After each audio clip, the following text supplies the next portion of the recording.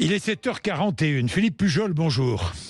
Bonjour. Merci d'être avec nous, Philippe. Vous êtes journaliste, écrivain, prix Albert Londres, auteur de Cramé, les enfants du monstre, aux éditions Julliard, 3e volet de votre trilogie sur le trafic de stupéfiants à Marseille, anglais cette fois sur les enfants au cœur du trafic.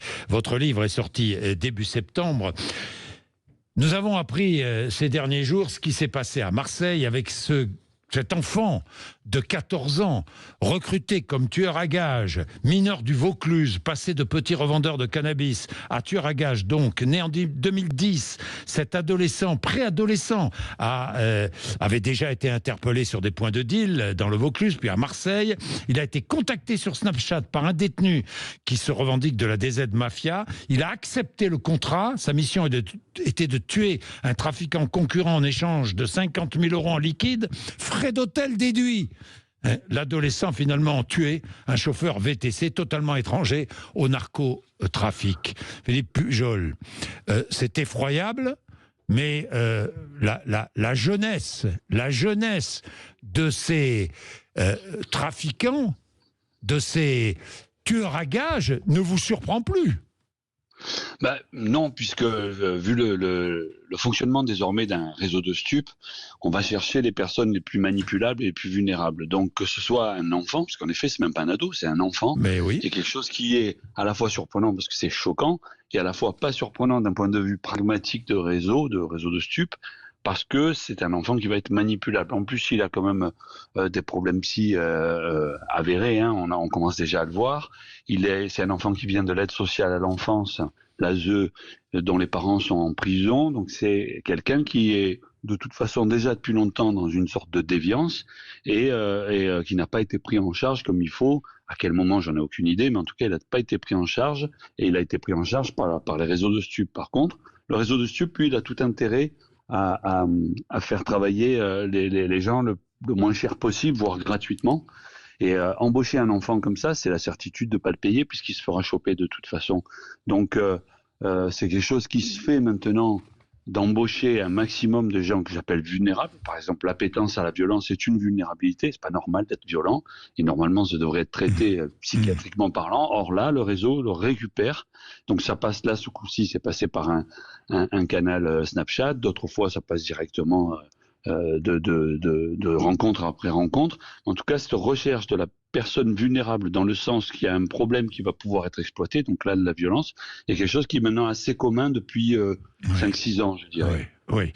Alors les réseaux sociaux, on en parlait de Snapchat, mais aussi TikTok et Telegram surtout. Réseau crypté. Parce que c'est crypté, évidemment. Oui, voilà, c'est ça. Évidemment. C'est la meilleure manière de recruter. Alors, en permanence, moi, pour écrire le livre que j'ai fait, j'étais sur ces réseaux-là, cryptés, et en permanence, il y a des demandes d'embauche. Alors, rarement des assassins, mais on demande en permanence tel réseau, tel point de vente a besoin d'un tel point de vente a besoin d'un tel, parce qu'ils n'ont pas une grande facilité à trouver des jeunes, parce que comme les jeunes qui n'ont pas de vulnérabilité particulière, ont compris pour beaucoup que c'est une carrière impossible, la mort ou la prison, pas d'élévation sociale par le crime. Beaucoup l'ont compris. Ils ont donc de plus en plus de mal à recruter, donc ils vont chercher des vulnérables de plus en plus atteints.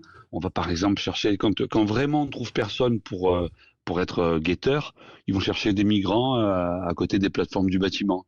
Mais ça, c'est vraiment une dernière ressource. Ou alors, ils vont devant les foyers de l'ASE, l'aide sociale à l'enfance, parce qu'ils sont persuadés qu'ils ont des jeunes qui sont totalement dans des problèmes majeurs, et ils vont pouvoir utiliser leur vulnérabilité pour les prendre sur les réseaux.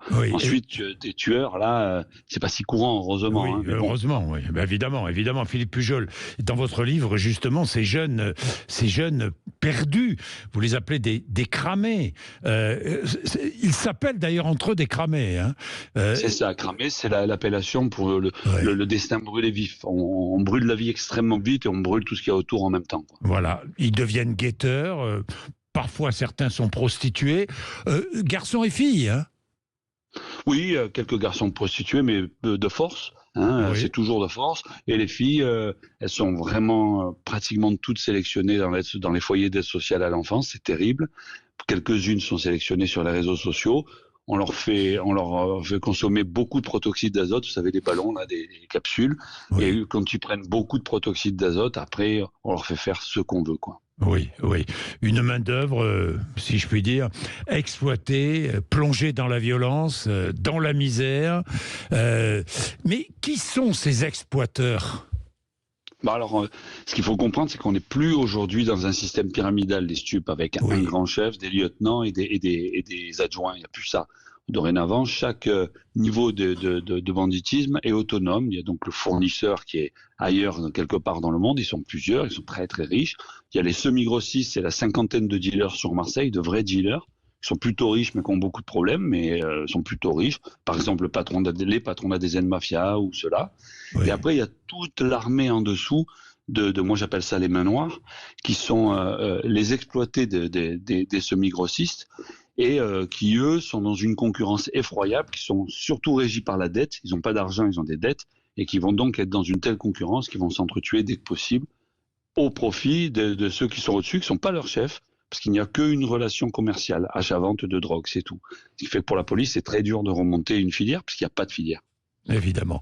Philippe Pujol, je vous remercie. Alors, je recommande vraiment votre livre, Cramer, les enfants du monstre, aux éditions Julliard. C'est une enquête formidable.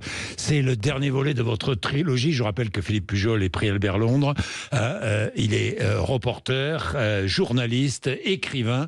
Et s'il y a un livre à lire, c'est bien celui-là. Merci Philippe Pujol, Merci à vous. 7h48. Merci beaucoup.